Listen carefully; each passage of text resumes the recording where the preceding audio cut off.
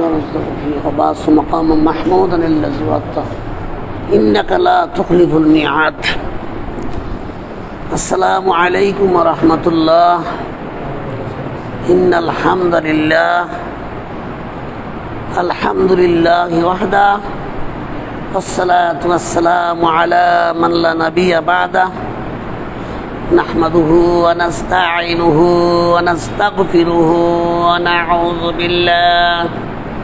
ونعوذ بالله من شرور أنفسنا ومن سيئات أعمالنا من يهده الله فلا مضل له ومن يضلله فلا هادي له ونشهد أن لا إله إلا الله وحده لا شريك له ونشهد أن محمدا عبده ورسوله الذي أرسله بالحق بشيرا ونذيرا وداعيا إلى الله بإذنه وسراجا منيرا فقد قال الله تعالى في كلامه المجيد والفرقانه الحميد أعوذ بالله من الشيطان الرجيم بسم الله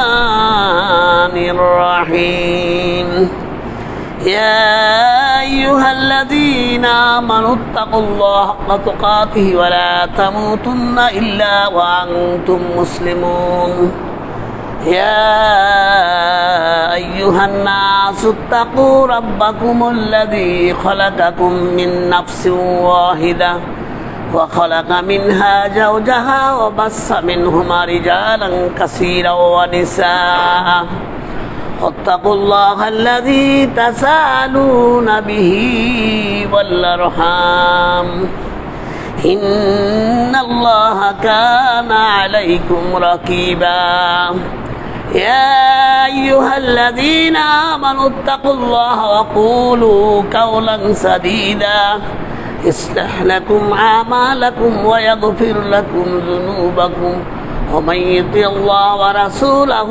فقد فاز فوزا عظيما فإن خير الحديث كتاب الله وخير الهدي هدي محمد صلى الله عليه وسلم وشر الأمور محدثاتها وكل محدثة بدعة وكل بدعة ضلالة وكل ضلالة في النار.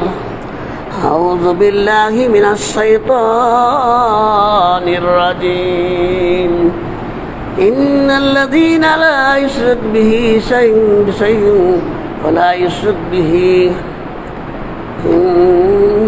لا يشرك به عبادة حرام الآخر. আলহামদুলিল্লাহ, মহান আল্লাহ তাআলার দরবারে লাখো কোটি শুকরিয়া আদায় করি, যিনি মেহেরবানি করে আজকে আমাদের এই 1444 হিজরি সালের 27শে মুহররম এই তারিখে অর্থাৎ এই মাসের শেষ জুমা, অত্যন্ত বরকতের মাস মুহররম মাস চলে যাচ্ছে। আজকের এই মাসের শেষ জুমা আমরা মহান আল্লাহ তাআলার মেহেরবানিতে আসতে পারছি। এই জন্য আমরা সকলেই আল্লাহর কাছে শুকরিয়াতান কালিমাতুশ শুকুর আদায় করি, সকলেই বলি আলহামদুলিল্লাহ। রব্বানা ওয়া লাকাল হামদ হামদান কাসীরান তাইয়িবান মুবারাকান ফীহি ইয়া রব্বি লাকাল হামদু কামা ইয়ানবাগি লিজালালি ওয়াজহিকা ওয়া আযীমি সুলতানিক। আমরা মহান আল্লাহ তাআলার দরবারে শুকরিয়া আদায় করলাম। দুরূদ ও সালাম বর্ষিত হোক মানবতার দূত জনাবে মুহাম্মদ সাল্লাল্লাহু আলাইহি ওয়াসাল্লাম, আল্লাহুম্মা সাল্লি আলাইহি আল্লাহুম্মা বারিক আলাইহি। সম্মানিত হাজিরিন, গত জুমায় তাওহীদ সম্পর্কিত আলোচনা আপনারা শুনেছেন। অত্যন্ত জ্ঞানী, অত্যন্ত বড় মাপের আলেম শেখ মখলিসুর রহমান মাদানী আপনাদের সামনে গত জুমায় তাওহীদের দিকগুলি তুলে ধরেছিলেন। তাওহীদ রুবুবিয়াত, তাওহীদ উলুহিয়াত, তাওহীদ আসমায়ে সিফাত। আসলে বিষয়টা কি, তাওহীদের সাথে শিরিকের বিপরীত। প্রত্যেকটা দুনিয়াতে প্রত্যেকটা জিনিসই বিপরীত আছে। ভালোর বিপরীত মন্দ, ন্যায়ের বিপরীত অন্যায়, সত্যের বিপরীত মিথ্যা, এরকম ইমানের বিপরীত কুফুর, আর তাওহীদের বিপরীত শিরিক। তাই আমি চিন্তা করলাম, যেহেতু গত সপ্তাহে তাওহীদ সম্পর্কে আলোচনা করেছেন তিনি, তাই আমি আজকে তার সাথে শেয়ার করতে চাই। আজকে আমি শিরিক সম্পর্কে আলোচনা করব। বিনাসিয়াতিল্লাহ বিফাদলিল্লাহ আলাইহি তাওয়াক্কালতু ওয়া ইলাইহি উনীব লা ইলমা লানা ইল্লা মা আল্লামতানা। আসলে আমার বলার কিছু নাই, মহান আল্লাহ তাআলা যদি আমাকে বলার কিছু সুযোগ করে দেন তবেই বলতে পারবো। আপনারা দোয়া করেন যেন আমি সঠিক কথাগুলি বলতে পারি এবং এই কথাগুলি যেন আমরা সবাই আমল করতে পারি। আল্লাহুম্মা আমিন। মহান আল্লাহ তাআলা সূরা নিসার 116 নম্বর আয়াতে বলছেন যে শিরিক হচ্ছে সবচেয়ে বড় জুলুম। শিরিক এই পৃথিবীতে সবচেয়ে বড় জুলুম, সবচেয়ে বড় ক্ষমার যোগ্য অপরাধ হচ্ছে একমাত্র শিরিক। শিরিক হচ্ছে এত বড়, মস্ত বড় একটি অপরাধ। দেখেন, সব পাপের যতগুলি পাপ পৃথিবীতে আছে, পাপের কিন্তু নির্দিষ্ট ক্ষমতা নাই। দুইটা পাপ আছে, এই দুইটা পাপের নির্দিষ্ট শক্তি আছে, ক্ষমতা আছে। একটা পাপের নাম শিরিক, আর একটা পাপের নাম বেদাত। আর যত পাপ আছে, যেমন সবচেয়ে লাঞ্ছনার দুইটা পাপ, একটা হলো চুরি করা, একটা হলো জিনা করা। পাপ তো অনেক পাপ আছে, কিন্তু রাসূল বলছে এই দুইটা পাপ হলো লাঞ্ছিত পাপ, অপমানজনিত পাপ। হযরতে মাআজ প্রশ্ন করছিলেন, যখন হযরত রাসূলের কাছে যখন মাআজ বলছিলেন, ইয়া রাসূলুল্লাহ আমাকে উপদেশ দেন, হ্যাঁ সবচেয়ে ভালো আমলের, তখন রাসূল বলছিলেন যে তুমি শিরিক করবে না, তুমি শিরিক করবে না, এই কথাটা বললেন। হ্যাঁ, যদি তুমি শিরিক ছাড়া মৃত্যুবরণ করো তুমি জান্নাতে যাবে, যদি শিরিক ছাড়া মরতে পারো। তো রাসূলকে প্রশ্ন করেন, ইয়া রাসূলুল্লাহ আমি যদি চুরি করি, জিনা করি, তাও কি? তিনবার রাসূল পরপর তিনবার বলছে যে হ্যাঁ চুরি করলেও, জিনা করলেও তুমি যদি শিরিক না থাকে জান্নাতে যাবে। কিন্তু আর কোনো পাপের কথা বলে নাই। এখানে চুরি আর জেনার কথা কেন বলছে জানেন? যত পাপ পৃথিবীতে আছে, ঘুষ খাওয়া পাপ, সুদ খাওয়া পাপ, সুদ তো জঘন্য পাপ, কিন্তু এই চুরির মতো আর জেনার মতো অপমানিত পাপ একটাও না। চোর যদি ধরা পড়ে বুঝেন কি অবস্থা। আর জেনা যদি সমাজে, জেনাকে তো অহরহ চলতেছে, কিন্তু আসলে এগুলি প্রমাণ নাই, কিন্তু যখন ধরা পড়ে যায় তখন যে কি লাঞ্ছনা গুঞ্চনা। হাদিসে আসছে, যদি কোনো অবিবাহিত যুবক জেনা করে তাকে 80 ডলার ফিরাইয়া তাকে কি করতে হবে, 1 বছরের জন্য তাকে এলাকা থেকে বাইর করে দিতে হবে। আর যদি বিবাহিত লোকে জেনা করে তার বাঁচার কোনো সুযোগ নাই। তার একটা শাস্তি হলো তাকে পাথর মেরে মেরে হত্যা করতে হবে। এই এক দুনিয়াতে বাঁচার। দেখেন, আপনি যদি আল্লাহর বিরোধিতা করেন, যদি বলেন যে আমি কোরআন মানি না, হাদিস মানি না, ইসলামী শরীয়তের হুকুম হচ্ছে তাকে হত্যা করো, কিন্তু আপনি বাঁচার রাস্তা আছে, আপনাকে ফাঁসি দিবে।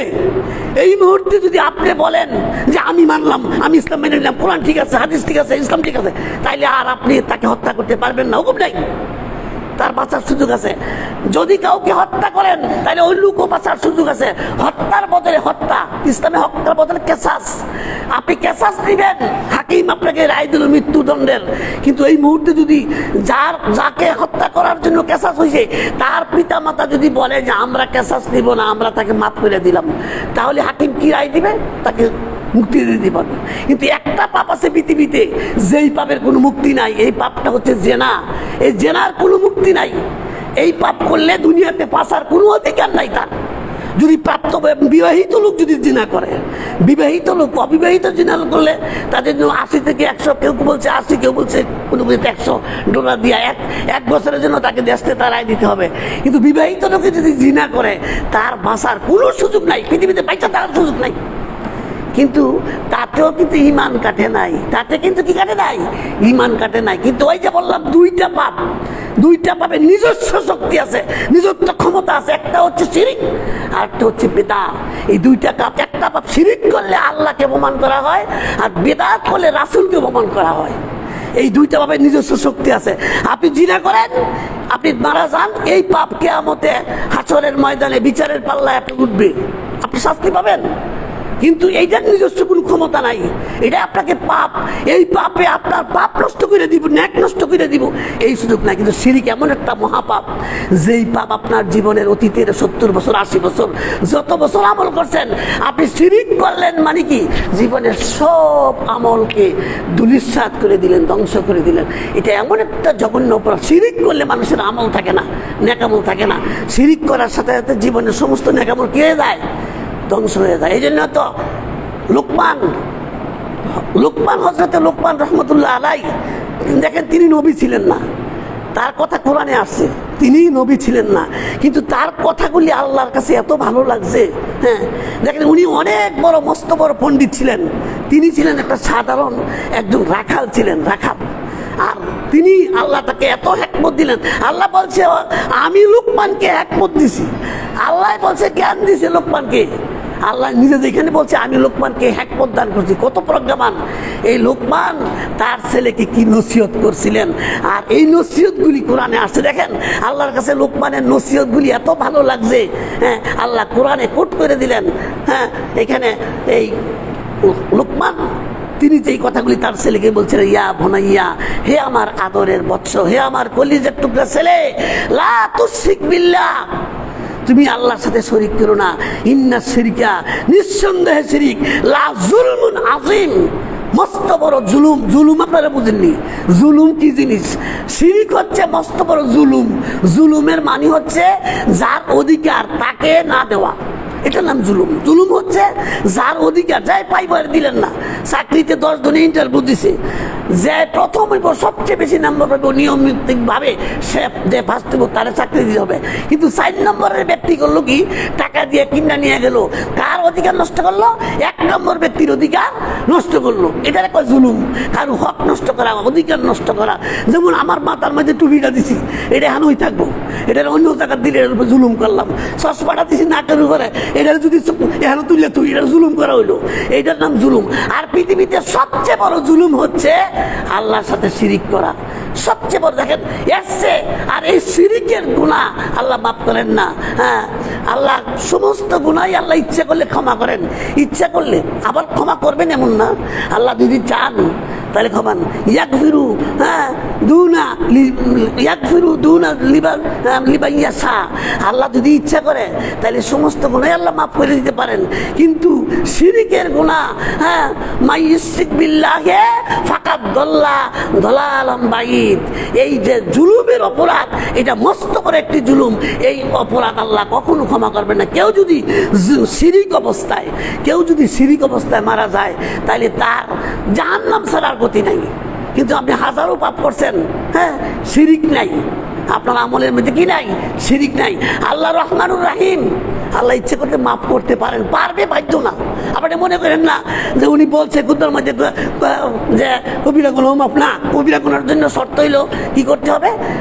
তওবা করতে হবে। এরপরেও আল্লাহ হয়তো মাফ করতে পারেন। আল্লাহ বলছে দুনা লিমান মাইয়াশা, আল্লাহ ইচ্ছা করলে শিরিকের গুনাহ ছাড়া অন্য সকল গুনাহ ইচ্ছা করলে ক্ষমা করবেন। কিন্তু হ্যাঁ, কখনই কি করবেন না? শিরিকের গুনাহ কখনো ক্ষমা করবেন না। এই জন্য আমাকে আপনাকে সতর্ক থাকতে হবে। শিরিক এত বেশি সূক্ষ্ম।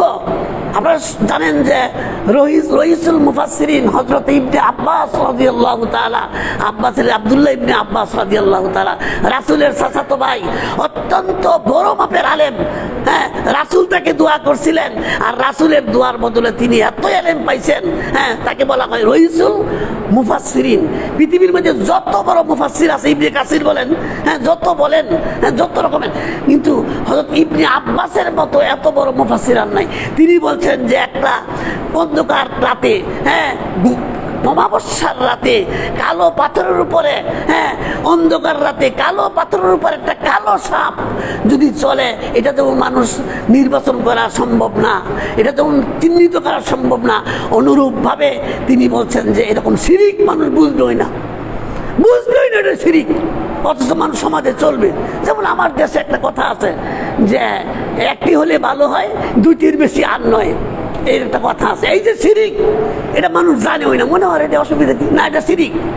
আল্লাহর সৃষ্টির বিষয়ে আল্লাহ কতগুলি কাজ যেগুলি আল্লাহর হাতে রাখছে, এগুলি যদি মানুষ হাতে নেয় তাহলে শিরিক হয়ে যায়। যেমন সেজদা দিবেন কারে? আল্লাহরে। এখানে সেজদা আর কেউ বানানো, এমনি আল্লাহর জন্য কাজ। মান্যত করবেন কার জন্য? আল্লাহর জন্য, এটা আর কার জন্য করতে পারবেন না। আর কসম করবেন কার? আল্লাহর। আল্লাহ ছাড়া কোনো গায়রুল্লাহর কসম হবে না। আল্লাহ একমাত্র একটা। আপনি যদি কোরআনের কসম করেন হবে না। আপনি কোরআনের কসম করছেন শিরিক, কাবার কসম করছেন শিরিক, হবে না। একমাত্র শিরিক করতে হবে, কসম করতে হবে কার? আল্লাহ ছাড়া কারো কসম করা যাবে না। এটা মানুষ জানে না। এগুলি আল্লাহর জন্য খাস। যেমন আল্লাহর জন্য কতগুলি জিনিস খাস আছে। যেমন আল্লাহ হচ্ছেন কি, আল্লাহর একটা নাম আছে মুতাকাব্বির। আল্লাহর একটা নাম আছে মুতাকাব্বির, অহংকারী। আল্লাহ বলেন কেউ যদি অহংকার করে সে যেন আমার চাদর নিয়ে টানাটানা করে, কোনো মানুষের পক্ষে সম্ভব উচিত নয় সে যেন কি করে অহংকারী করে। আর কিব্রু, অহংকার, এটা হচ্ছে এমন অহংকার আসা, হ্যাঁ, অহংকার আসলো মানে তারা মুছে ছিল। যখন মানুষের অন্তরের মধ্যে হিংসা এবং অহংকার আসে, আগুন যেমনি ভাবে ইয়াকুলুল হাসানাতে কামা তাকুলুন নারে খাতাব, হাদিসে আসছে আগুন যেমনি কাঠ খেয়ে নেয়, আগুনের মধ্যে কাঠ দিলে যেভাবে আগুন কাঠ শেষ করে দেয়, অনুরূপ হিংসা এবং কি এই অহংকার যদি কারোর মধ্যে আসে, তার সাথে সাথে জীবনের সমস্ত সমুদয় আমল এইভাবে শিরিকের মতো শেষ হয়ে যায়। এই জন্য আমাকে বুঝতে হবে এই সমস্ত কাজগুলি, আমলগুলি থেকে আমাকে দূরে থাকতে হবে। শিরিক মুক্ত আমল, শিরিক মুক্ত ঈমান আর বেদাত মুক্ত আমল, এই জিনিসটা আমাকে করতে হবে। আমলের মধ্যে কি থাকবে না? আমলের মধ্যে থাকবে না বেদাত, আর ঈমানের মধ্যে থাকবে না শিরিক। শিরিক মুক্ত ঈমান আপনাকে হাসিল করতে হবে, অন্যথায় যদি শিরিক যুক্ত ঈমান হয় কোনো কাজে আসবে না। এই জন্য তো রাসূল বলছে শেষ জমানায় এমন একটা অবস্থা হবে, মসজিদ ভরা থাকবে, মুসল্লি নামাজির অভাব থাকবে না, ইমাম মুয়াজ্জিন সহ একজনও মুসল্লিও ইমানদার পাওয়া যাবে না। সবগুলি মুসল্লি, হ্যাঁ, ইমানদার মুসলিম, হ্যাঁ, কিন্তু তাদের মধ্যে ঈমান নাই। দেখেন, মুসলিম দাবি করি অথচ আমরা এই সমস্ত শিরকি আমলগুলি আমাদের মধ্যে আছে, আমাদের মধ্যে এই রেওয়াজগুলি আছে, এই সমস্ত জিনিসগুলি আমাদের মধ্যে আছে।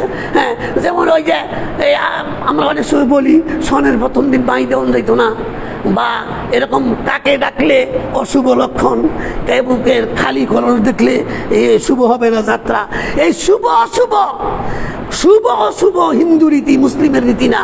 আল্লাহর প্রত্যেক দিন, অনেকে দেখবেন আজকে আমাদের দেশে দেখবেন শনিবারে মঙ্গলবারে কোনো বিয়া নাই, আপনি দেখেন বলা, শনি মঙ্গলবারে কোনো বিয়ার তারিখ নাই, খালি রোববার বুধবার শুক্রবার, শনি মঙ্গলবার বিয়ার তারিখ রায় না।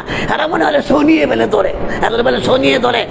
মা আল্লাহ ছাড়া কারো ক্ষমতা আছে, কোনো শনির ক্ষমতা আছে যদি মনে করা হয়, এটার নামে শিরিক।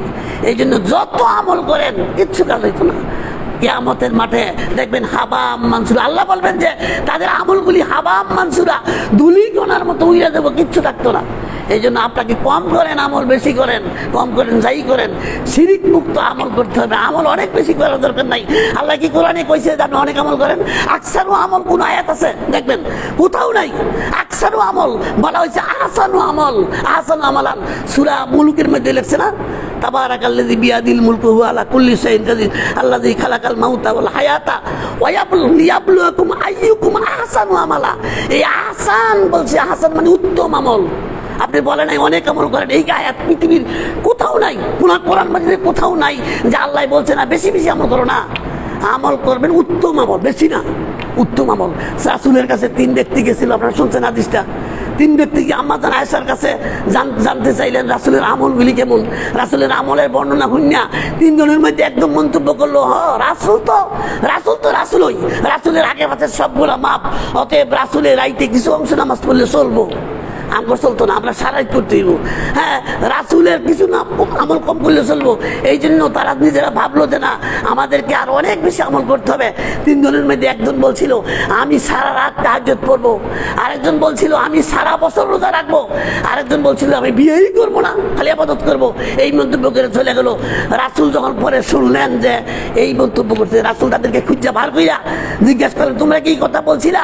হ্যাঁ ইয়া রাসূলুল্লাহ, বলছিলাম যে না, তোমরা একটা কথা জানে রেখো, তোমাদের মধ্যে আমি সবচেয়ে মুত্তাকি, আমার চেয়ে মুত্তাকি কেউ নাই। আমি মোহাম্মদ সবচেয়ে মুত্তাকি, আমি নামাজও পড়ি, রাইতে ঘুমাইও থাকি, আমি সবচেয়ে মুত্তাকি, আমার চেয়ে মুত্তাকি তোমরা না।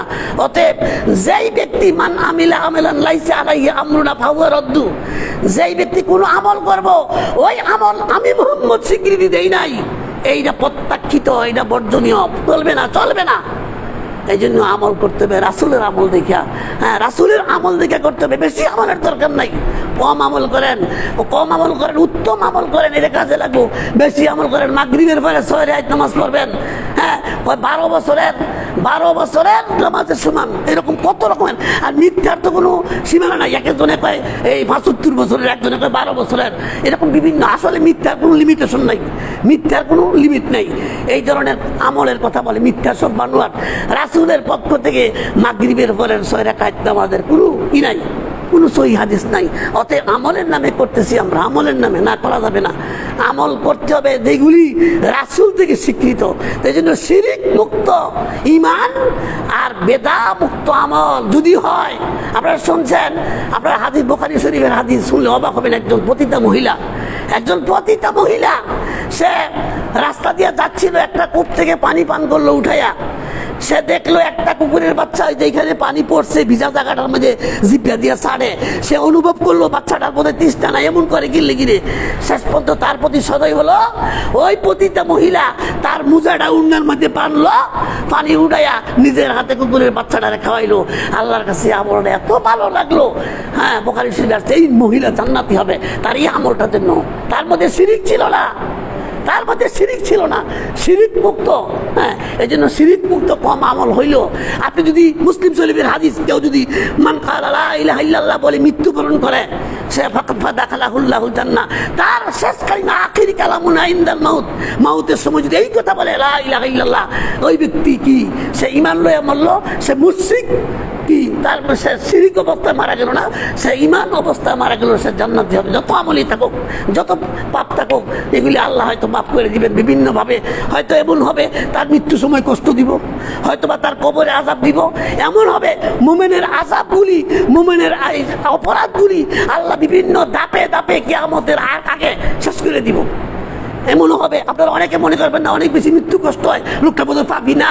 আল্লাহ মুমিনদেরকে কিছু পাপ থাকলে তাদের মৃত্যুর মাধ্যমে আযাবগুলি দিয়া, মৃত্যুর সাথে সাথে তাকে নাজাত দিয়া দেয়। এর চেয়ে বেশি পাপ থাকলে কবরের আযাব দিয়া, এক কথায় মুমিনদেরকে কবর আলামে বারযাখের আযাবের মাধ্যমে, হ্যাঁ, তার সমস্ত আযাবের কি তার বদলা দিয়া তাকে হাসরের মাঠে তাকে নিষ্পাপ করবে। এই জন্য ঈমান যদি থাকে, শিরিক মুক্ত ঈমান, তাহলে আর নাজাতের উসিলা পাবেন। শিরিক জিনিসটা কি অনেকে বুঝে না। আমি একটু সংক্ষিপ্ত একটু শিরিকের আলোচনা করি, খুব সহজে বুঝলেন। শিরক শব্দের অর্থ হলো শরিক করা, অংশীদারিত্ব করা, পার্টনার করা, শেয়ার করা। আমাদের দেশে দেখবেন এই জিনিসটা বুঝলে, মানে বললে আরো সহজে বুঝবেন। আমাদের দেশে এই ব্যবসা করতে গিয়ে অনেক করে কি এই শরিক নেয়। শরিক যেমন কুরবানির সময় আমরা কি করি, শরিক। আসলে শরিক শব্দটা কিন্তু আরবি, বাংলা না, এটা আরবি শব্দ।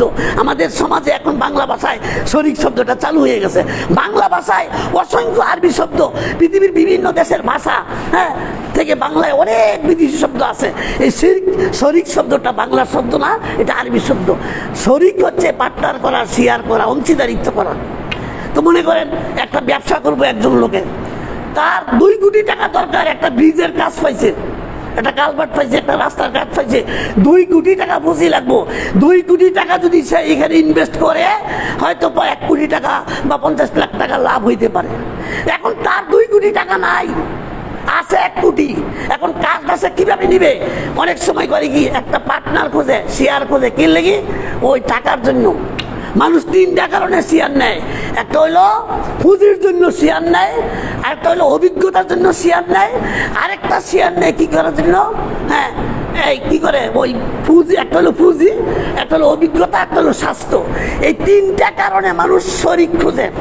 তো মনে করেন একটা কন্ট্রাক্টর ব্রিজের কাজ পাইছে, 2 কোটি টাকার কাজ, এখানে তার কাছে 1 কোটি টাকা আছে, বাকি 1 কোটি টাকা একজনের কাছ থেকে নিতে পারলেই সে কাজটা করতে পারে। একজনের শেয়ার নিল, ভাই তুমি 1 কোটি টাকা দাও, দুজনে মিললে কাজটা করবো, ও অর্ধেক লাভ, 50-50, তুমি অর্ধেক না আমি দিবা। এই জন্য সে কি করে, একটা একটা শেয়ার নেই। এখন বলেন, আল্লাহর কাছে কি ধনভাণ্ডারের অভাব আছে যে আল্লাহর সাথে শরীক করবেন? টাকা পয়সার অভাব। এই জন্য আল্লাহ এই ধরনের, আল্লাহ কি বলছে? আল্লাহু গানিউন ওয়া আনতুমুল ফুকারা। আল্লাহ নিজেকে ধনী ঘোষণা করছে। আল্লাহর খাজানা তো এমন খাজানা, আল্লাহর সম্পদ তো এমন, যেইখান থেকে টাকা পয়সা খরচ করলে কি হয় না, কমে না। দেখেন, আপনি 1 কোটি টাকার মালিক, একটা টাকা কমলে একটা টাকা কমে গেল, কিন্তু আল্লাহর খাজানা এমন, আল্লাহর ভান্ডার সবসময় পরিপূর্ণ থাকে, এইখানে কোনো কমে না। এই জন্য পুঁজির জন্য আল্লাহর সাথে শরীক করবেন এই সুযোগ নাই। 2 নম্বর আসেন অভিজ্ঞতা, এক্সপিরিয়েন্স। টাকা থাকলেই কিন্তু ব্যবসা করা যায় না। আপনি যদি মনে করেন টিয়া আছে, ব্যবসা করুন না, তৈরি দেন, গিয়ে ব্যবসা শুরু করে দেন, অভিজ্ঞতা ছাড়া 6 মাসের ভিতরে আপনার ব্যবসা শেষ। অভিজ্ঞতা রাখবো, ব্যবসায়ী অভিজ্ঞতা। এখন আপনার টাকা আছে কিন্তু অভিজ্ঞতা নাই, তাই আপনি একটা পার্টনার খুঁজতেছেন যে ব্যবসা বুঝে, এমন একটা লোকের খুঁজতেছেন, আপনার পুঁজি তার অভিজ্ঞতা 50-50। এই জন্য মানুষ কি করে? পার্টনার নেয়, শেয়ার নেয়, অংশীদার নেয়, সারা পৃথিবীতে সব দেশই নেই। এখন বুঝেন, অভিজ্ঞতার দিক থেকে আল্লাহর কি অভিজ্ঞতা কম যে আপনার সাথে, আল্লাহর সাথে আরেকজনকে শরীক করবেন? অতএব আল্লাহ হচ্ছেন কি আলিমুম বিজাতিস সুদূর। তিনি যে এমন জ্ঞানী, আপনার অন্তরে কি আছে তাও জানেন। দুনিয়ার পৃথিবীতে কোনো মানুষ জানে না। হ্যাঁ, আপনার মনের ভিতরে কি আছে আমি কই জানি না। আপনি আইসা কথা কইতেছেন, কিন্তু আপনার ভিতরে যে কি একটা বিষ লুকায়িত আছে এটা আমি জানি না। অথচ বন্ধুর মতো আইসা কথা কোন, কিন্তু এই হাসির ভিতরে কি রহস্য আছে একমাত্র আপনি জানেন আর আল্লাহ জানেন। অতএব মানুষ অন্তরের খবর রাখে না, সবচেয়ে জ্ঞানী হচ্ছে আল্লাহ। অতএব অভিজ্ঞতা, জ্ঞানের দিক থেকে আল্লাহর সাথে শেয়ার করবেন এই সুযোগ নাই। 2 নম্বরটা গেল। এবার আরেকটা রয়েছে, আরেকটা কারণে মানুষ অংশীদার করে, সেটা কি? সেটা হলো স্বাস্থ্য এবিলিটি। স্বাস্থ্য আছে, অনেক মানুষ টাকা পয়সা আছে, কোটি কোটি টাকার মালিক, কিন্তু স্বাস্থ্যগত দুর্বল, হার্ট দুর্বল, রিক্সাটা গেলে হাত পিট বাইরে জায়গা। এই লোকের পথে তো ব্যবসা করা সম্ভব না। তাই করে কি, এই টাকাওয়ালায় টাকাও আছে, অভিজ্ঞতা আছে, কিন্তু স্বাস্থ্য ভালো না। ব্যবসার জন্য, বিজনেস মানেই তো ব্যস্ততা, দৌড়াদৌড়ি করতে হইব। আজকে টাকা, কাল্লা খুলনা, পরের দিন রাজশাহী, এরপর দিন চট্টগ্রাম, দৌড়াদৌড়ি করতে হইব।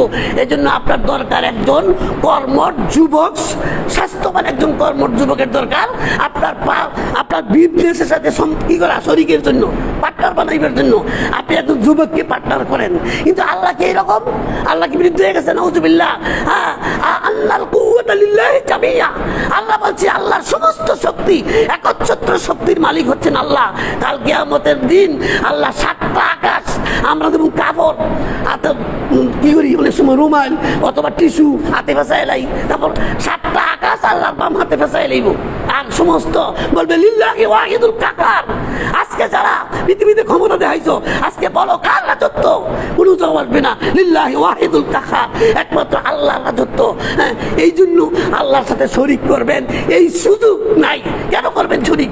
আল্লাহ তো হচ্ছে সকল ক্ষমতার উৎস। অতএব আল্লাহকে, হ্যাঁ, আল্লাহকে এক চাই না, আল্লাহকে এক চাই না, আল্লাহকে বরত্ব, আল্লাহর মহিমায় আপনি অনুপ্রাণিত হবেন, এবং আল্লাহর সমস্ত ক্ষমতা এই পৃথিবীতে আপনাকে বিশ্বাস করতে হবে। আমার জীবন বরণ, হায়াত, মউত সব কিছু আল্লাহর হাতে। তিনি ইচ্ছা করলে আমাকে জীবিত রাখবেন, ইচ্ছা করলে আমাকে মৃত্যু দিয়ে দিবেন। সমস্ত ক্ষতি তার হাতে। বিয়াদিকাল খাইর ইন্নাকা আলা কুল্লি শাইইন কাদির। সকল কল্যাণ ও কল্যাণের মালিককে আল্লাহ। অতএব এইভাবে আল্লাহকে বিশ্বাস করতে হবে। আজকে আমরা কিন্তু মনে করি, যেমন দেখেন, আপনার শুনলে অবাক হবেন, হযরতে রাসূল সাল্লাল্লাহু আলাইহি ওয়াসাল্লামের যে চাচা ছিল আবু তালিব, দেখেন কত আদর করে ফেলছে। জীবন ভরা তিনি তার ভাতিজারে নিজের ছেলের মতন আশ্রয় দিছে। এমনকি শিয়াবে আবি তালিব 3 বছর ভাতিজার জন্য জেল খাটছে। দেখেন কতটা ত্যাগ করছে, ইসলামের জন্য সে কতটা কাজ করছে। শিয়াবে আবি তালিব সংসার, কর্ম, বাড়ি ঘর ছেড়ে দিয়া রাসূলের সাথে 3 বছর জেল খাটছে। এমনও হয়েছে রাতের বেলায় আবু তালিব বলছে, ভাতিজা উড়ো। চাচা কি লেগে? তুমি যাইছে মনে শুইছিলা, বাতি জ্বালাইলাছিল, হয়তো কেউ খেয়াল করছে তোমার রাইতে 3 মারতে পারে, তুমি উঠো, তুমি আমার বিস্তার চাও, মরি আমি মরি, তুমি বাচ্চা দাও। দেখেন কি আদর করতো, বাতি জ্বালে উড়ে দিছে, না জানি শত্রুরা 3 মাইরা মাইরা লাই মারে, আমারে মারো।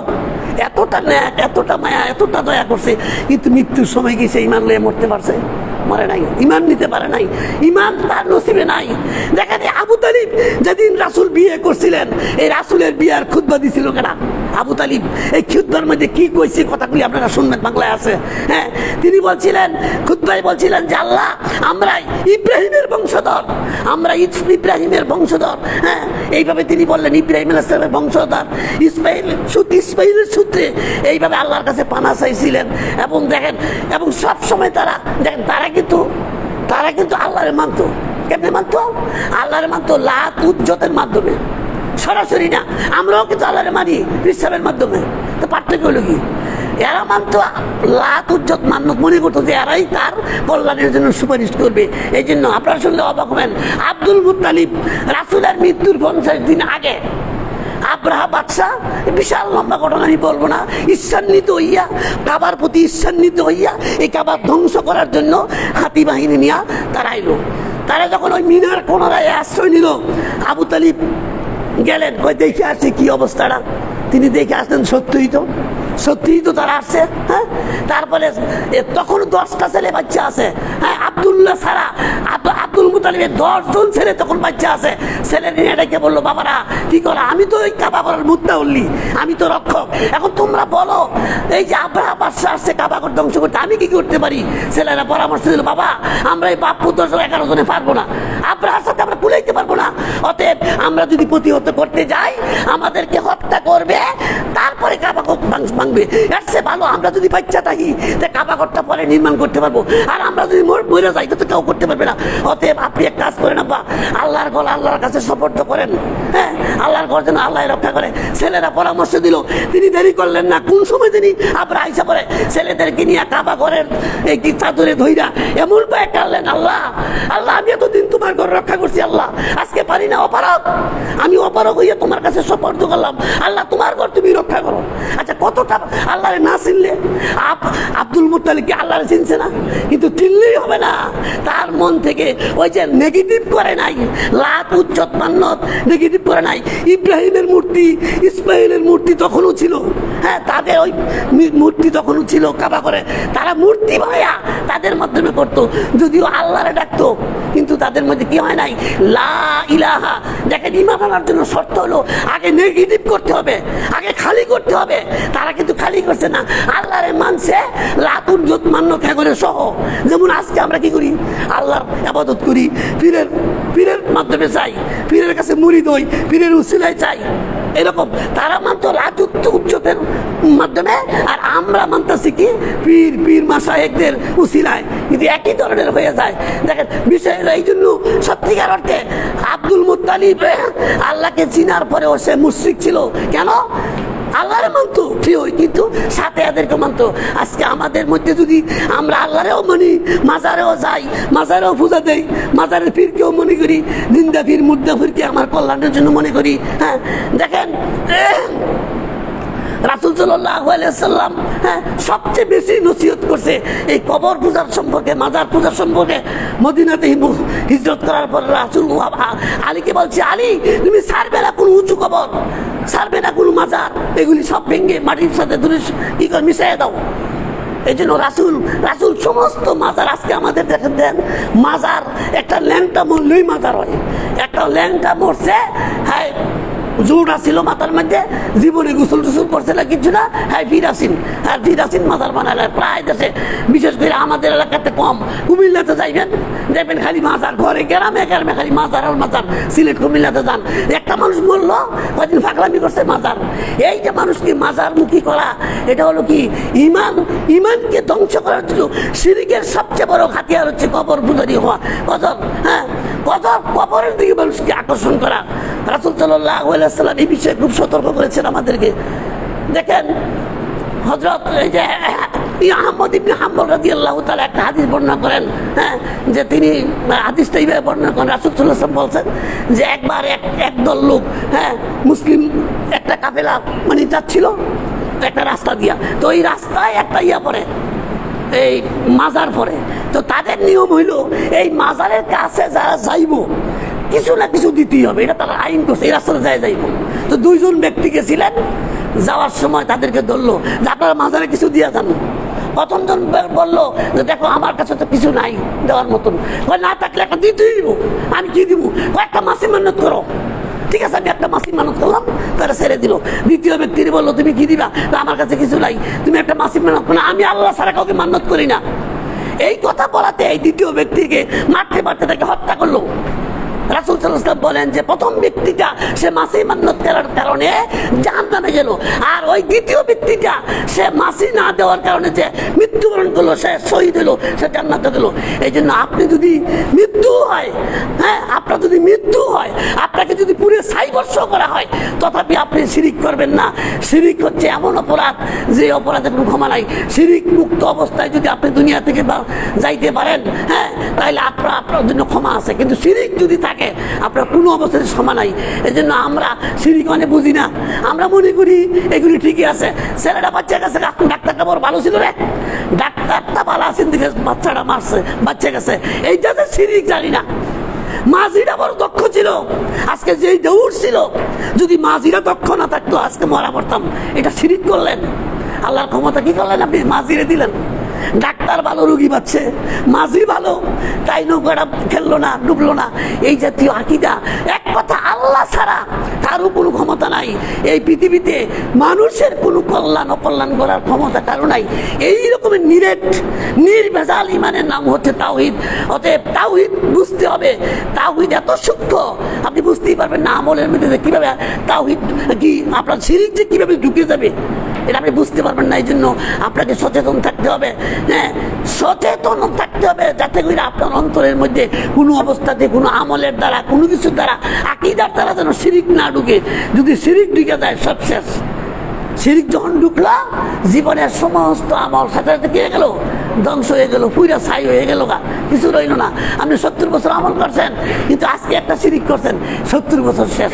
আবার নতুন করে যদি তওবা করেন, আবার যদি নতুন করে ঈমান আনেন, হয়তো আমল করতে পারবেন, কিন্তু আপনার জীবনের অতীতের সবচেয়ে। এই জন্য আমি বলছিলাম দুইটা আমল হচ্ছে নিজস্ব শক্তি আছে দুইটা আমলের। একটা হচ্ছে শিরিক, তার নিজস্ব ক্ষমতা আছে, আমল ধ্বংস করে। আর একটা বেদাত, তারও নিজস্ব শক্তি আছে।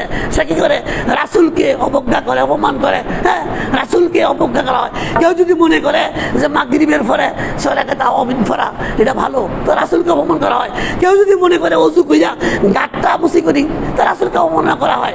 এই জন্য আপনাকে আমলে এমন আকীদায় সঠিক হইতে হবে। আকীদা হইল শিরিক মুক্ত আকীদা, আর আমল হবে কি বেদাত মুক্ত আমল। তখন এই অল্প আমলে আপনার নাজাতের উসিলা হবে। এই জন্য আমাকে খেয়াল করতে হবে আমি যেন বেশি আমলের দিকে না তাকাই। আমি যেন কি আমল কম হোক, আহসানু আমল হোক, উত্তম আমল হোক, শিরিক মুক্ত আমল হোক, হ্যাঁ বেদাত মুক্ত আমল হোক। এই যদি হয় আমার, তাইলে আমি নাজাতের উসিলা পাবো, নাজাতের জরিয়া পাবো।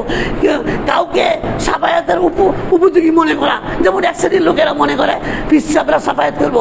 আরে পিসাবরা সাফায়াত করবো, পিসাবের নিজের কি অবস্থা হয় তাই তো বলা যায় না। সাফায়াত কেউ পারবে না।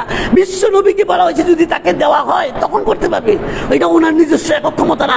তবে বিশ্ব নবীকে সাফায়াতের অঙ্গীকার দেওয়া আছে, তিনি সাফায়াত করতে পারবেন। তাছাড়া অন্য কেউ সাফায়াত করবে, এই আকীদা, এই ধারণার নাম শিরিক। কোনো বিশ্বাসে আপনাকে তোরায় নিব, কোনো বুজুর্গ আপনাকে তোরায় নিব না, পারবে না, কেউ পারবে না। আপনার আমলই আপনার নাজাতের জন্য জড়িয়ে হবে।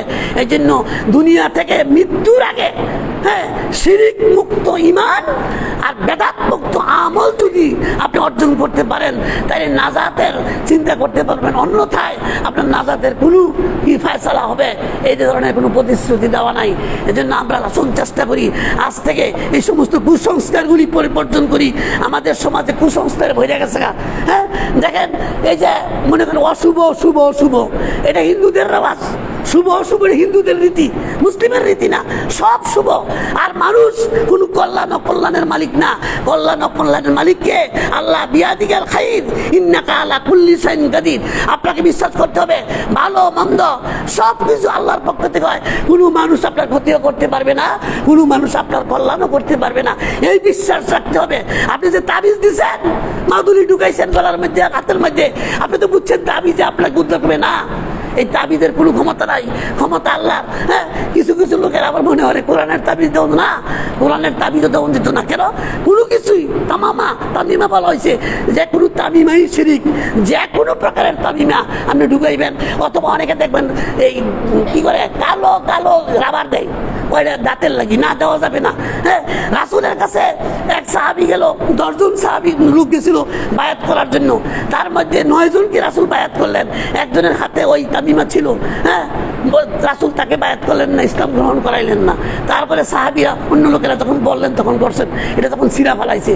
এই জন্য কেউ যদি তাবিজ লটকায় কল্যাণের জন্য, বা সুতা লটকায়, অথবা ওই যে কালো কি বলে ওই যে রাবার দেয়, বালা দেয়, অথবা কল্যাণের জন্য যে কোনো দেওয়া যাবে না, কিচ্ছু দেওয়া যাবে না।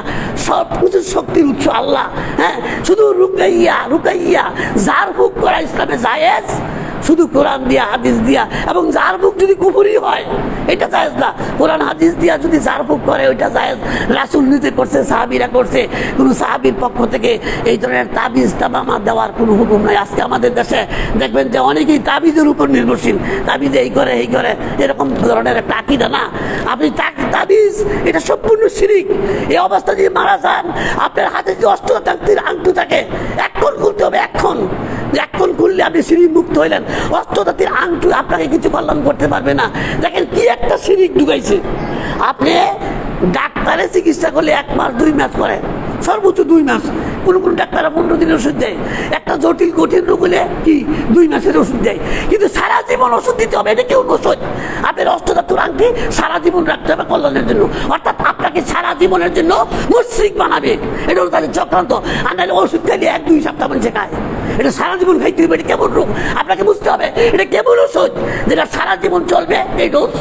এটা হলো শিরিকের শিক্ষা। আপনার হাতে যদি অষ্টধাতুর আংটি রাখা যায়, আপনাকে মুশরিক করা যাবে।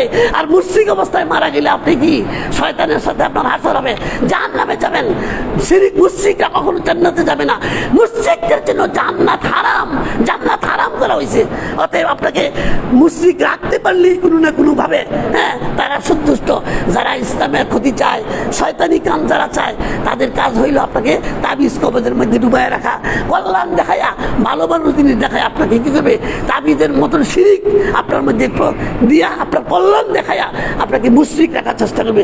আল্লাহ যেন এই সমস্ত কাজগুলি থেকে আমরা যেন নিষ্কৃতি পাই, আল্লাহর কাছে সাহায্য কামনা করি। আল্লাহ আমাদেরকে যেন শিরিক মুক্ত জীবন করার, শিরিক মুক্ত আমল ঈমান যেন আমাদের মধ্যে দেয়, এবং বেদাত মুক্ত আমল যেন করতে পারি। আল্লাহর কাছে সাহায্য কামনা করি। ওমা আলাইনা ইল্লাল বালাগ ওয়া আখিরু দাওয়ানা আলহামদুলিল্লাহি রাব্বিল আলামিন।